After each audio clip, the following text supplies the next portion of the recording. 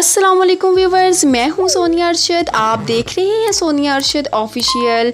Viewers, आज की video में मैं आपको बताऊंगी ऐसे समंदरी हादसे के बारे में जिसको एक सदी गुजर जाने के बाद आज भी सबसे बड़ा समंदरी हादसा समझा जाता है, और उस जहाज़ की बाकियात को देखने के लिए समंदर की गहराइयों में लोग जाते और अपनी कीमती जानों से हाथ धो बैठते हैं। जी व्यूवर्स, बिल्कुल हम बात करने जा रहे हैं टाइटैनिक की, जो 111 साल कबल एक अंधेरी रात में एक बर्फानी तोदे आइसबर्ग से टकरा गया था।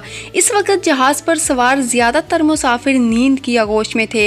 हादसे के वक्त टाइटैनिक 41 किलोमीटर फी घंटा की रफ्तार से इंग्लैंड से अमेरिका की तरफ बढ़ रहा था और 3 घंटे के अंदर 14 और 15 अप्रैल 1912 के दरमियानी रात टाइटैनिक बहरल कनूस में डूब गया था। ये वो जहाज़ जिसके बारे में कहा जाता था कि वो कभी नहीं डूबेगा, ना सिर्फ चंद घंटों में समंदर में गर्क हो गया, बल्कि इस हादसे में 1500 के करीब अफराद भी हलाक हुए थे।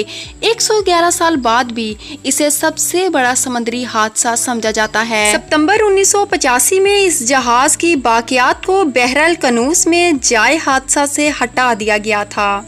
इस बड़े बहरी जहाज के बारे में कहा जाता था कि ये डूब नहीं सकता और इसको मुसलमानों का खुदा यानी अल्लाह रब्बुल इज़्ज़त भी नहीं डुबो सकते। बस ये कैसे हो सकता है कि पानी की बूंद बूंद जिस अल्लाह रब्बुल इज़्ज़त के हुक्म के ताबे हो और उस ज़ात को चैलेंज कर दिया जाए, और फिर उसका नतीजा आज भी दुनिया के लिए इबरत का निशान है। लेकिन इस जहाज को बनाने वाले इंजीनियर्स इसकी वजूहात कुछ यूँ बयान करते हैं। फेडरल यूनिवर्सिटी के शोबाए बहरिया और ओशन इंजीनियरिंग के प्रोफेसर और इंजीनियर एलेक्जेंड्रो डी पनहू एल्हू कहते हैं कि इंजीनियरिंग के लिहाज से ये डिज़ाइन की बुनियाद पर तैयार करदा पहला बहरी जहाज़ था।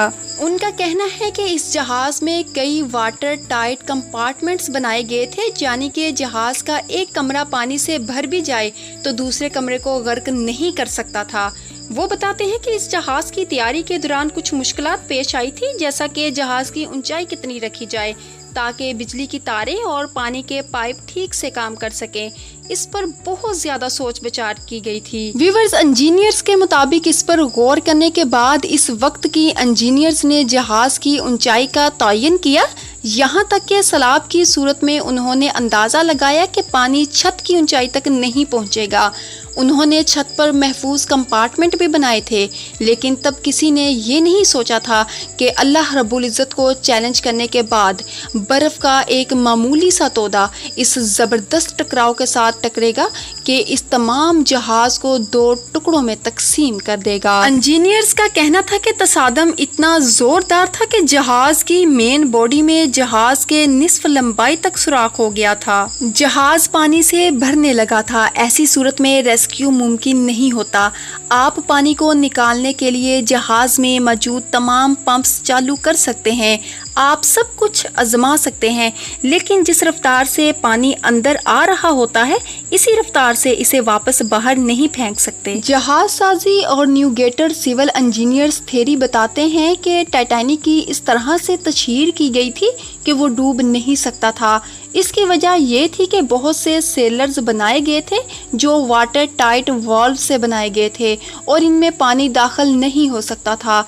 जहाज़ में पानी दाखिल होने की सूरत में भी पानी इन सेलर्स और कंपार्टमेंट्स में दाखिल नहीं हो सकता था। लेकिन बर्फानी तोदे के साथ टकराने से जहाज़ को अच्छा खासा नुकसान पहुंचा था और वाटर टाइट कंपार्टमेंट्स की बहुत सी दीवारें तबाह हो गई थी। व्यूवर्स, आज 21 जून 2023 को एक आबदोस जो कि बहरल कनूस में टाइटैनिक की बाकियात को देखने के लिए सियाहों को लेकर रवाना हुई थी, तो उसका कनेक्शन ज़मीन से मुनक़ता हो गया। दुनिया भर की सुपर पावर और मुतअद्दिद सरकारी एजेंसियों और गहरे समंदर में काम करने वाली तहकीकाती टीमें इस ऑपरेशन में मसरूफ़ थी, लेकिन सब नाकाम रहे। माहिरीन का कहना है कि इस आबदोस से आखिरी राब्ता उस वक्त हुआ था जब टीम टाइटैनिक के करीब थी और उसके बाद कुछ खबर ना मिली। व्यूवर्स, यहाँ पर सवाल ये पैदा होता है कि इंसान तूफ़ानों से डर रहा होता है और इसी समंदर में मछलियाँ बेखौफ होकर तैर रही होती हैं। ना सिर्फ तैरती हैं बल्कि ख़तरात से बचने के लिए बाआसानी ایک جگہ سے دوسری جگہ منتقل ہو جاتی ہیں۔ سمندر کی موجوں میں زندگی دینا زندگی دینے والے کا کمال ہے۔ کون ہے وہ؟ بے شک وہ خالق عظیم ایک اللہ رب العزت کی ذات ہے۔ ویورز یہ تھی آج کی ویڈیو، امید ہے آپ کو ویڈیو پسند آئی ہوگی۔ اگر ویڈیو پسند آتی ہے ویڈیو کو لائک، چینل کو سبسکرائب کر لیجئے اور ساتھ ہی بیل آئیکن کو بھی پریس کر لیجئے اور مجھے اپنی دعاؤں میں یاد رکھیے۔ اللہ حافظ۔